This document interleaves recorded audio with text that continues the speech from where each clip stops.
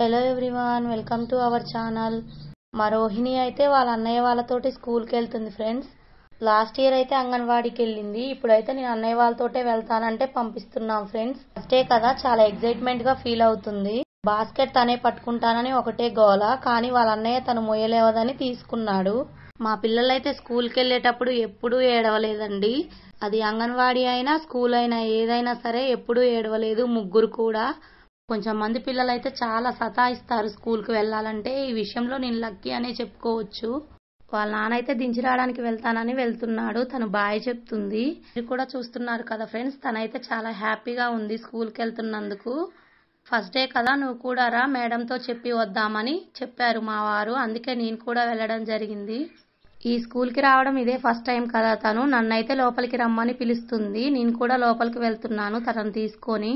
Lunch box అయితే ముగ్గురికి కట్టాను. ఈమె ఈవినింగ్ వరకు ఉంటుందో లేదో అనుకున్నాము, కానీ ఈవినింగ్ వరకు ఉంది. అస్సలు ఏడవలేదంట. ప్రిన్సిపల్ మేడం అయితే మా పాపని చాలా అప్రిషియేట్ చేశారండి. ఇంత చిన్న పాప ఇంత డిగ్నిటీగా ఉండడం ఏంటని. మరో వీడియోతో కలుద్దాం.